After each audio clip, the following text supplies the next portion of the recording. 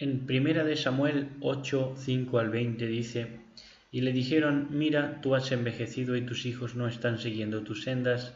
Ahora haznos un rey para que nos juzgue como todas las naciones. Shemuel no estuvo complacido de oírlos decir: Danos un rey para que nos juzgue. Por tanto, él oró a Yahweh. Yahweh dijo a Shemuel: Escucha al pueblo a todo lo que te diga, porque no es a ti que ellos están rechazando, ellos me están rechazando a mí. Ellos no quieren que yo sea rey sobre ellos. Ellos te están diciendo exactamente lo que me han estado haciendo a mí. Están haciendo exactamente lo que me han estado haciendo a mí, desde el día que los saqué de Egipto hasta ahora, por abandonarme y servir otros dioses. Por tanto, haz lo que ellos te dicen, pero dales una sobria advertencia, diciéndoles qué clase de juicios sus reyes harán. Shemuel reportó al pueblo todo lo que Yahweh había dicho acerca de pedirle un rey. Él dijo: Aquí está el tipo de estatutos que su rey hará. Él reclutará a sus hijos y los asignará a cuidar sus carruajes para ser sus jinetes guardaespaldas corriendo delante de sus carruajes.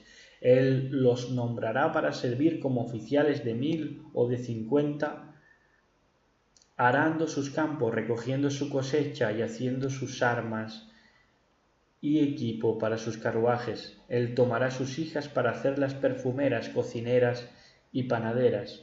Y él expropiará sus campos, viñas y olivares, los mejores de ellos, y los entregará a sus sirvientes. Él tomará 10% de impuesto de sus cosechas y viñas, y les dará a sus oficiales y sirvientes. Él tomará a sus sirvientes, hombres y mujeres, sus mejores jóvenes, sus asnos, y los hará trabajar para él. Él tomará el 10% de impuestos de sus rebaños, y ustedes serán sus sirvientes. Cuando eso suceda, ustedes clamarán a causa de su rey, a quien ustedes mismos escogieron. Para cuando eso suceda, Yahweh no les escuchará. Sin embargo, el pueblo rehusó escuchar lo que Shemuel le dijo, y ellos dijeron: No, queremos un rey sobre nosotros, para poder ser como todas las naciones, con un rey para que nos juzgue, nos guíe y pelee nuestras batallas. Resaltamos cómo Israel imita a las naciones paganas pidiendo rey, y cómo esa iniciativa humana resulta en un gobierno de iniquidad profetizado por Shemuel bajo inspiración del Ruach HaKodesh, del Espíritu de Santidad. En el verso 7, Yahweh dijo a Shemuel: Escucha al pueblo todo lo que te diga, porque no es a ti que ellos te están rechazando, sino que ellos me están rechazando a mí. Ellos no quieren que yo sea rey sobre ellos. El pueblo, pidiendo otro rey y otro sistema, estaba desechando a Yod-Heh Vab-Heh. La monarquía de Israel tuvo algunos destellos de esplendor y obediencia al Eterno, pero la mayoría de los reyes cumplieron los malos presagios del Nebi Shemuel, del profeta Shemuel inspirado por el Ruach del Altísimo, dando lugar al culto idolátrico, apóstata y desagradecido con su libertador Elohim Sebaot. Miren también esta profecía del testamento de Judá, que se encuentra en el libro del testamento de los 12 patriarcas, hijos de Jacob, que dice así. Dice: Los reyes serán como grandes cetáceos, tragándose a los hombres como a peces. Esclavizarán a los libres, hombres y mujeres, y expoliarán casas, campos, rebaños y riquezas. Llenarán impíamente los buches de cuervos e ibis con las carnes de muchos. Adelantarán en maldad, enorgulleciéndose en su avaricia. Serán falsos profetas como huracanes y perseguirán a todos los justos. Esto está en el testamento de Judá 21, 7 al 9. Así se desarrolló la monarquía en el Israel de tiempos bíblicos, del mismo modo que las corporaciones multinacionales, reyes de nuestro tiempo y el papado han perpetuado el gobierno despótico hasta nuestros días. No mencionamos políticos porque estos solo responden por la banca internacional. Pero no nos adelantemos, vayamos hasta una fecha en la historia moderna donde Israel volvió a pedir rey, en el siglo XIX y principios del XX. Esta vez se pidió un rey totalmente secular, Theodor Herzl. La razón de esta insólita elección de un intelectual en lugar de un religioso se debe en buena medida a que el último mesías religioso, Shabbatai Tzvi, 1626-1676, Se había convertido en uno de los capítulos más patéticos de la historia del judaísmo cuando fue capturado por el rey turco y entre la muerte o convertirse al Islam, eligió convertirse al Islam. Y podríamos echar un vistazo a la biografía de Sabbatai Tzvi, pero no lo vamos a hacer. Sí vamos a leer un poco en la biografía de Theodor Herzl, y que este hombre, vamos a señalar que este hombre no se acordaba ya ni de lo que era Shabbat, no lo había celebrado desde niño. Después de ver la vida de Herzl, fue el deseo de que los judíos volvieran a Israel y que a esto se llamó sionismo. Esto era el sionismo en su embrión, ahora es mucho más complejo. Debemos entender si Theodor Herzl monitorizó el regreso de la descendencia física del pueblo bíblico o si fue pieza de un fraude de proporciones precisamente bíblicas. Examinemos que el pueblo judío en la actualidad se compone de dos grupos, judíos sefarditas. Herzl, al parecer, era más bien de descendencia sefardita, que fueron expulsados de España en el 1492 y cuya diáspora les llevó a España desde el 70 hasta el citado 1492, y askenazis, de los que vamos a hablar largo y tendido. Pero antes decir que Iberia viene de Eber y Eber era semita, en Génesis 10:21 está. Así que España y los países hispanos poseen el grueso de la ascendencia semita más importante. Pero ¿qué hay de los askenazis? Askenaz es Alemania en hebreo y allí se asentaron a orillas del Rin los jázaros provenientes de Asia Central, sur de Rusia, entre otras zonas.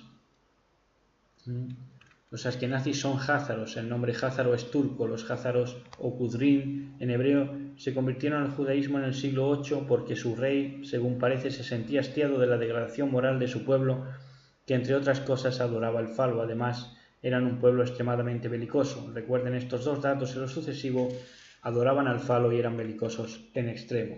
Con esta información miremos al mensaje de Esmirna en Apocalipsis 2:8, 11 y el 9 especialmente, Apocalipsis 2:8 al 11, Reina Valera.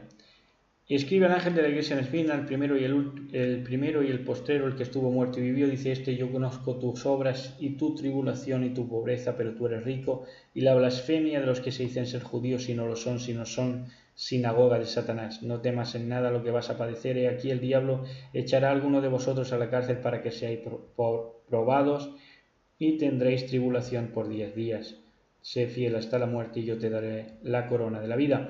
El que tiene oído, oiga lo que el Espíritu dice a las iglesias. El que venciere no sufrirá daño de la segunda muerte. Atención, yo conozco tus obras y tu tribulación y tu pobreza, pero tú eres rico, y la blasfemia de los que se dicen ser judíos y no lo son, sino sinagoga de Satanás.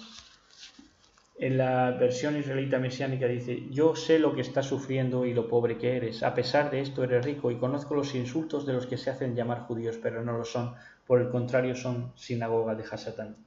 ¿Pueden ser estos jázaros askenazis la sinagoga de Hasatán? Así que no les quepa duda que yo no soy el primero en presentar esto, otros ya lo han hecho mejor, pero yo me siento comprometido por mostrar esta realidad y considero que es necesario divulgarla. Esto lo empezamos a sacar sobre 2014, ya lo había sacado nuestro compañero Antonio Miranda antes, sobre todo porque el anti-Mashiach engañará aún a los escogidos, según Mateo 24:24. También es mi manera de restituir, porque también yo había caído en este engaño de creer en los judíos de este tiempo. Volviendo al soñador sionista Theodor Herzl, decirle que su hijo quedó traumatizado leyendo al Házaro Askenazi Sigmund Freud, por el cual oraban los judíos de su tiempo. Házaros, claro, aún después de que este psiquiatra impartiera locura contra el monoteísmo, Moisés, el arrepentimiento, etc., o abogara a un anti-Mashiach por venir. El hijo de Herzl era judío sefardita, como decimos, más bien, fue un damnificado de estas fuerzas diabólicas desatándose. Esta va a ser una constante en estos estudios, el alma házara succionando el alma semita sefardí con un denso abismo maligno de palabras y conjuros actualizados a las necesidades del hombre moderno. Cuando hemos querido acordarnos, hemos encontrado a la deriva de este mal sueño diseñado para romper el alma judía semita. Los rabinos actuales son házaros askenazis en su mayoría. Se dice que el 20% de los judíos del mundo son sefarditas. Los házaros, repetimos, abrazaron el judaísmo en el siglo VIII porque al parecer su rey se sentía hastiado de las repugnantes y degeneradas costumbres de su pueblo, que entre otras cosas adoraba al falo. Cualquiera que haya leído a Freud sabe que su obra está llena de remembranzas y reminiscencias en torno al falo, porque lo que este llamado padre de la psiquiatría moderna plasmó en su obra fue el alma házara. Según estudios de ADN, los askenazis provienen de la rama la rama camita, o más bien jafetita. Por cierto que Jafet, bueno, esto era un dato incorrecto que teníamos. Y Jafet no significa lo que nosotros pensábamos, pero no, nunca sería semita la descendencia de Askenaz, de los házaros. La sangre házara, según los entendidos, es mongola, centroasiática.